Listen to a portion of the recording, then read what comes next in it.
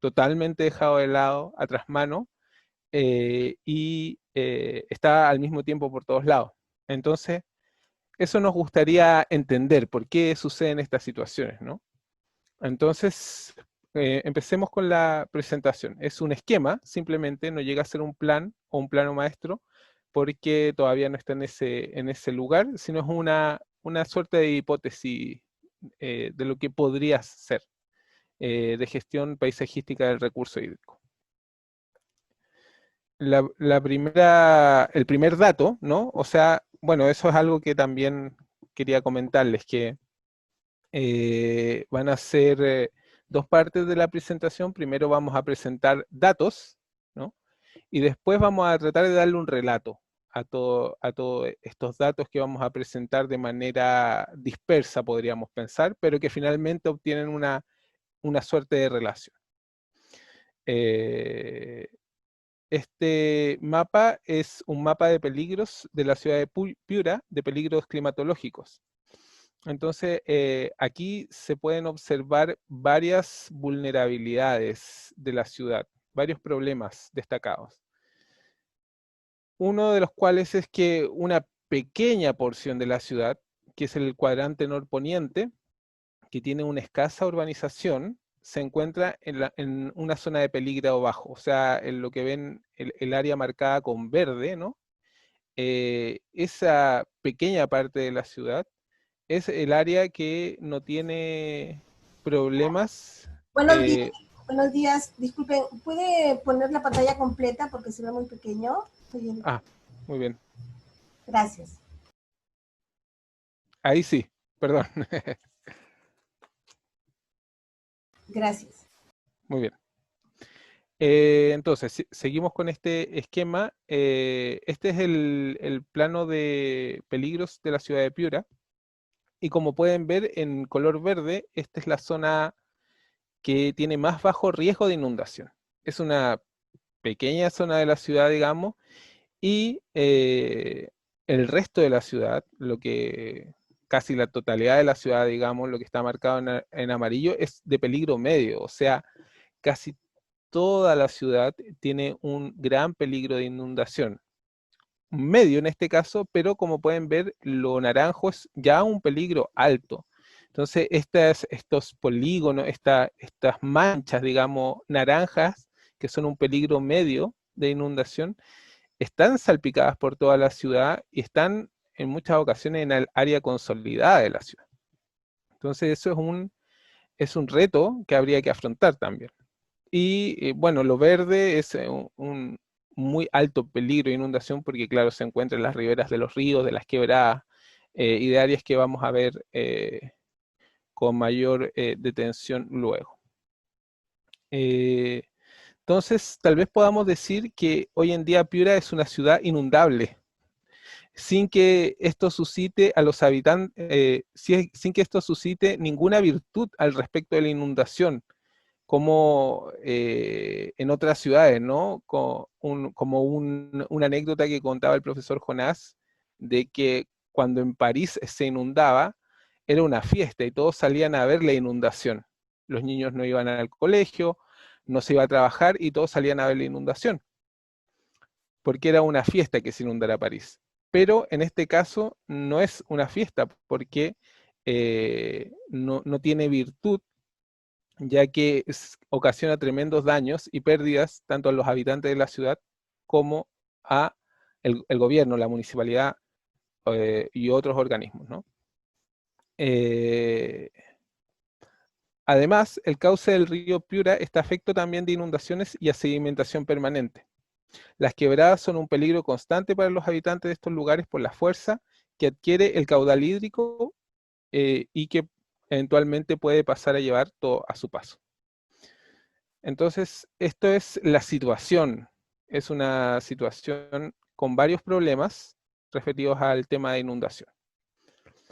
Lo que tenemos entonces aquí, digamos la imagen satelital, es que observamos una ciudad entre aguas.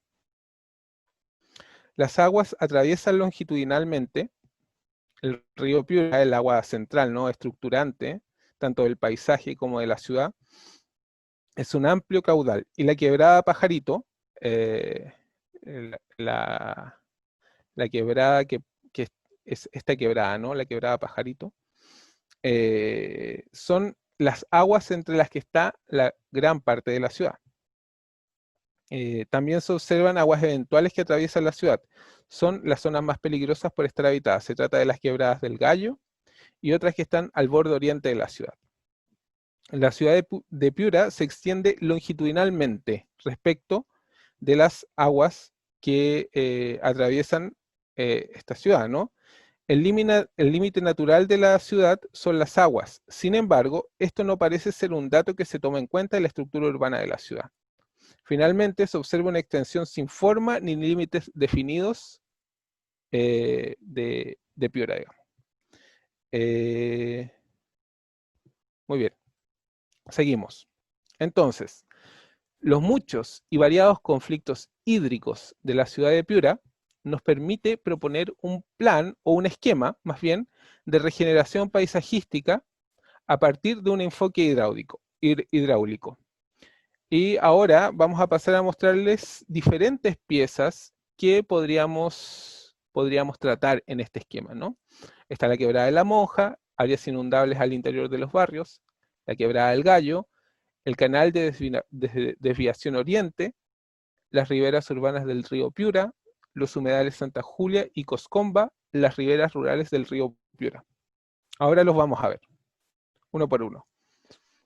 El primero, la quebrada de la Monja, como pueden ver, eh, es un paisaje bastante interesante.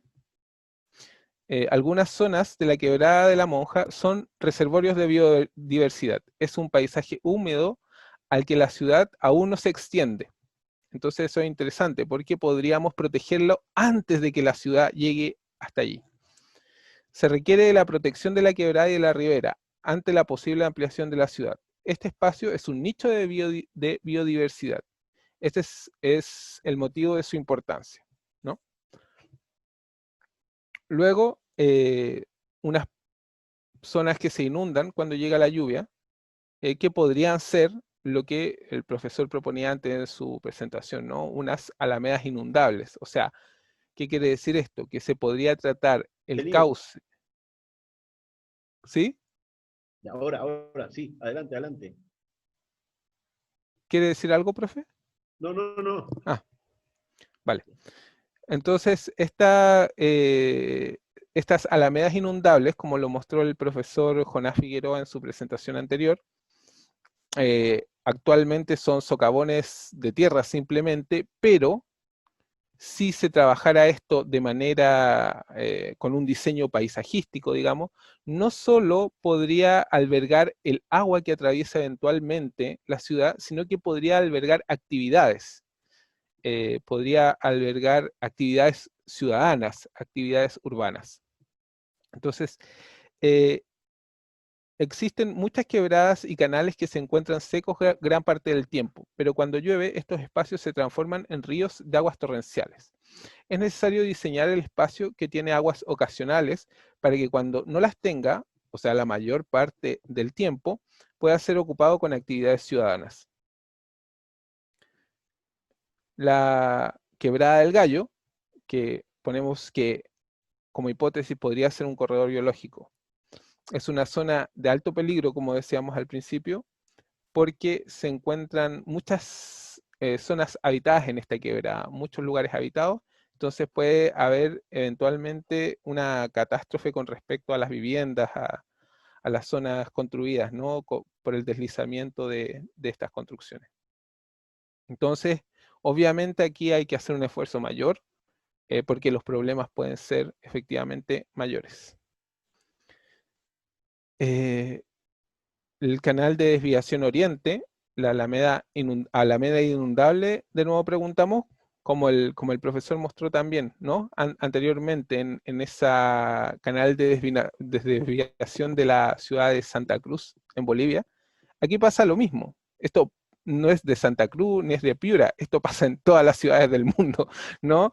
Que se trabaja la situación de una manera totalmente ingenieril, o sea, necesitamos desviar aguas y hacemos un canal sin ver los demás aspectos de la situación, sin ver que esto podría significar una tremenda gestión paisajística si, por ejemplo, desviáramos acequias de agua que pudieran regar los bordes y esos bordes pudieran ser arbolados, si pusiéramos una serie de puentes alrededor, si construyéramos plazas, espacios públicos para que la gente pudiera efectivamente hacer actividades urbanas ahí. Entonces estos canales, que es lo mismo acá del el canal de desviación poniente al otro lado, ¿no?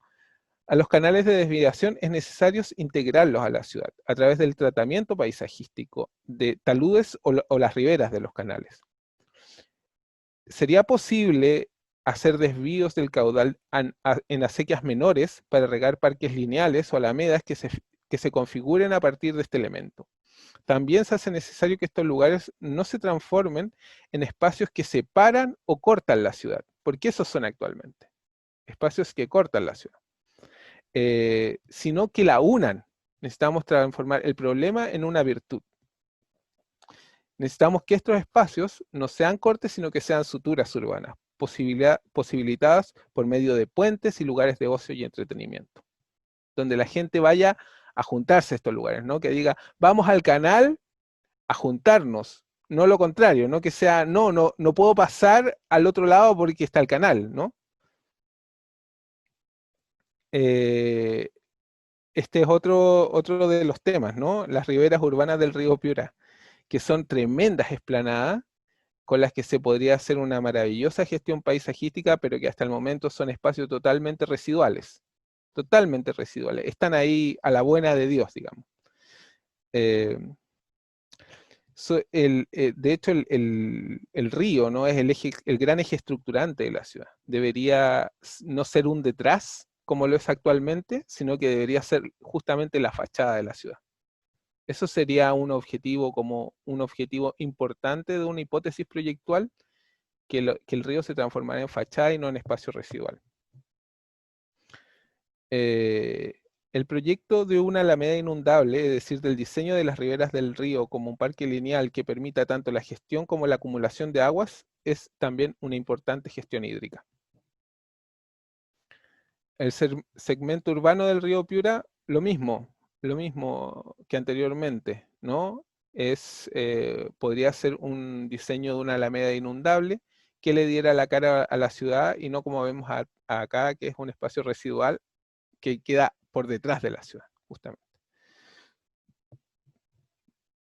Y estos tremendos espacios, ¿no? Los humedales, humedal de Santa Julia o Parque Kurt Berg, y el humedal de Coscomba, que como ven en esa imagen, actualmente es un vertedero, simplemente.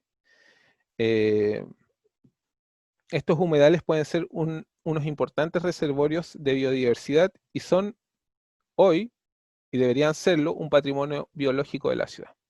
Hoy día están aislados, digamos. No sé si alguien conoce, bueno, después les hablo de esto, pero las riberas rurales del río Piura es lo mismo que las imágenes anteriores, ¿no? Estas tremendas esplanadas que se podría construir estos corredores biológicos, pero si alguien conoce algo de la ecología del paisaje, saben que la biodiversidad se pierde cuando estos espacios de biodiversidad quedan aislados, ¿no? La ecología del paisaje nos enseña que hay que conectar estos espacios entre sí a través de corredores biológicos. Y hay una serie de principios que no es el momento de explicar acá, pero esto es importantísimo para ver cómo, volvemos a la primera imagen, ¿no? A la imagen satelital. Sería importantísimo para ver cómo estos corredores, que son, ¿no?, las quebradas y los ríos, y estas manchas verdes que aparecen, que nos muestran el patrón general de la ciudad, cómo se podrían conectar, cómo se podrían articular para que la biodiversidad pueda desarrollarse en este lugar. Cuando la ciudad se extiende, eso es un aspecto importante, cuando la ciudad se extiende, empieza a fragmentar estas manchas, impide que haya una relación entre los diversos ambientes, ¿no? Entre los corredores biológicos, que serían las quebradas y los ríos, entre las lagunas, entre las diferentes espacios que hay. Entonces, este ya sería como la segunda parte de nuestra presentación, donde a los datos, los diferentes datos que fuimos recogiendo, empezamos a superponer un relato, ¿no? Entonces, la ciudad ha ido fragmentando el paisaje. Eso es un primer dato de este relato. Y luego, donde estaba separado, ha consolidado esas áreas de separación. Pero, como dice el profesor Jonas Figueroa, el agua tiene memoria, esto pasa, ¿no? El agua vuelve a los lugares donde siempre tuvo que estar. Esos pozos naranja, ¿no? Donde vuelve el agua. Y que nos recuerda por donde pasaba siempre, toda la vida. Entonces, eso es interesante. Luego tenemos aquí entonces empezamos a superponer lo que les decía, este relato. Tenemos estas aguas permanentes, que son las diferentes quebradas, las lagunas, que, como ven, no se mezclan de una manera muy pobre, ¿no? Porque la ciudad las ha ido aislando y aislando y aislando cada vez más. Esto es lo que proponemos. Esto es lo que proponemos. Una red hídrica articulada mediante tres alamedas, digamos, que atraviesan la ciudad longitudinalmente, como ven. No sé si se ve mi mouse. A ver. Pero estas alamedas, ¿no? Que atraviesan la ciudad longitudinalmente y que van creando a su paso en los sitios justamente donde hay lagunas, ¿no? Van creando plazas inundables, que serían como plazas esponja, les decimos nosotros. Digamos, plazas donde todas esas aguas se pueden filtrar, ¿no? Todas estas alamedas inundables no solo tienen un tratamiento paisajístico respecto de árboles, sino que también tienen un tratamiento del suelo. Y eso es muy importante porque el tratamiento del suelo permite la filtración de las aguas. De las aguas, claro, ocasionales, ¿no? Que de eso es lo que estamos hablando. Y al mismo tiempo creamos una red hídrica, que son todos estos espacios verdes, ¿no? Que al mismo tiempo son alamedas, son corredores biológicos, y por donde transita la biodiversidad, que eso es importantísimo. Al mismo tiempo, esta red le da límite a la ciudad consolidada. Le da un espacio contenido donde desarrollarse, digamos, y también diseña las riberas de los ríos, las riberas de las quebradas, y bueno, eso, básicamente.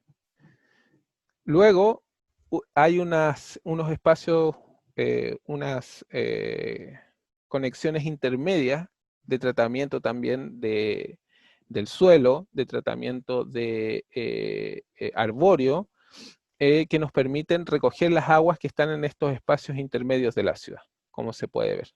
Estas líneas verde claro. Y por último, esta es la imagen general, ¿no?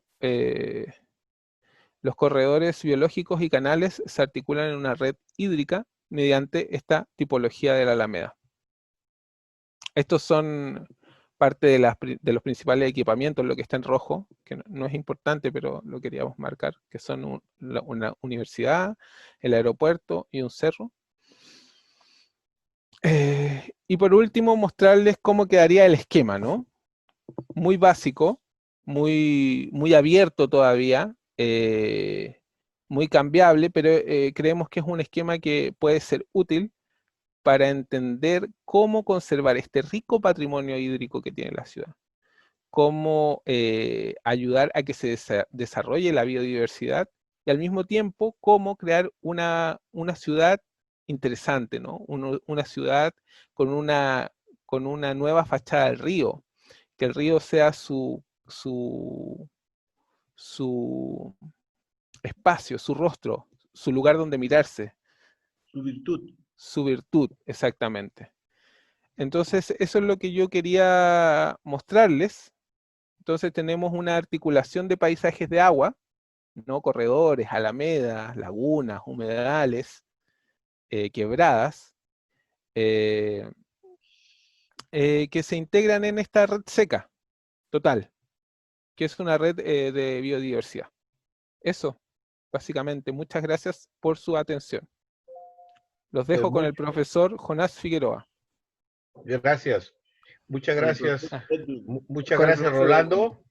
A ver, vamos a Ah. ordenarnos. Vamos a ordenarnos. Primero, vamos a ordenarnos. Aquí hay algún chat que dice, creo que en participantes dice, hay que levantar la manita.